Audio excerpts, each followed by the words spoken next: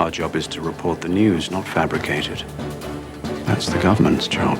Now, as most of you will be aware, there was a situation in the English Channel earlier, and this time it didn't involve small boats floating over with new Labour voters. Instead, it involved a big boat and a few stowaways who thought it was a good idea to try and take control of the ship just off the Isle of Wight. Now, unfortunately for them, they lacked the required intelligence to see the many flaws in their plan, such as not knowing their arsehole from their earhole when it comes to navigating or controlling a massive tanker. They literally ended up doing circles as the crew followed standard procedure and secured themselves away from what I am now calling the Portsmouth Pirates. Of course, I should say this could be a new way of entering the UK as the weather turns and small boat crossings become impossible, or it could be something else entirely. We likely won't know for a while if we ever do, and hopefully they're not given 4-star hotels or dumped down in Kent or indeed in Pennley. But what we do know is the situation occurred, police got involved, realised the real pros needed to come in and called on the SBS or Special Boat Service. Literally one of the best special forces teams in the world, who naturally made light work of the Portsmouth Pirates, taking all 7 into custody with no crew members injured, having 16 commandos inserted by air and boat, and within 30 minutes the situation is over. Personally, I think the SBS should be patrolling the channel during the summer, giving these small boats a reason to turn around. Now obviously the media have reported the SBS ending this situation, but all are essentially saying what I have just told you there. But I do have a clip from Sky News talking about the operation, so let's check that out quickly.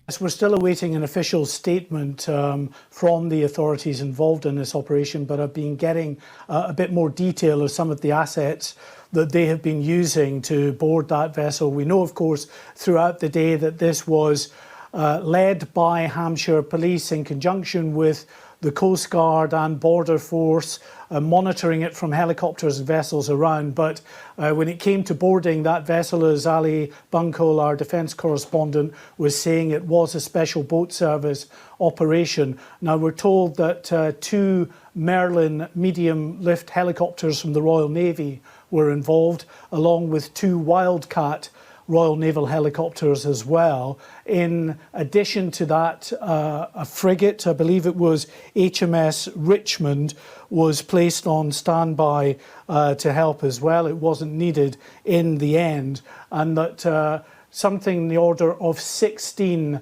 Special Boat Service personnel were put on board that vessel by air and some by sea as well. So an operation, a significant operation involving the Special Boat Service, as Ali Bunkle was saying earlier. They trained for this very regularly, had to do it for real a couple of years back, December 2018, when a cargo vessel in the Thames estuary was in a similar situation when stowaways who'd been on board got violent, were threatening the crew on board.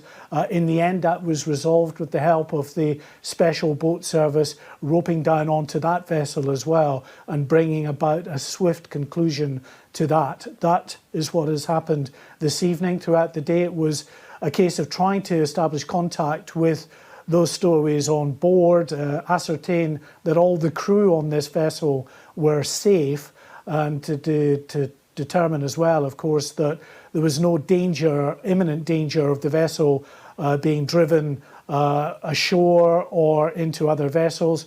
Once they'd established that it was safe enough, then it was a slightly more protracted operation to get the military involved in. Of course, as we know, the Special Boat Service this evening, within the last hour, have boarded that vessel using 2 Royal Naval Merlin helicopters, 2 Royal Navy Wildcat helicopters, the frigate HMS Richmond put on standby, and around 16 Special Boat Service commandos were sent onto that vessel to bring this to a conclusion. So as you see there, the Border Force, military and police was involved, with the SBS taking over in the end to finish the job. Like I said earlier, they inserted using helicopters and fast boats with a frigate on standby if needed, but let's be honest, the SBS was always going to be able to deal with it, because as he said in the clip, it's not the first time this has happened recently, having only happened back in December 2018. Now like I said earlier, let's hope they are not given a 5-star hotel or dumped in Welsh and Kent villages by the incompetent fuckpigs that we have in government. At the end of the day, these people committed acts of piracy, send them back to where they boarded the ship tomorrow. But even if the UK government and border force are completely useless, at least the armed forces are still the pride of this country.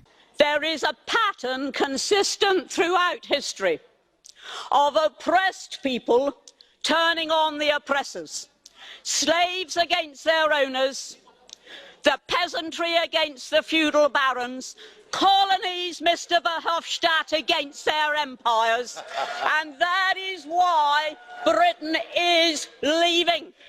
And it doesn't matter which language you use, we are going, and we are glad to be going. We're off.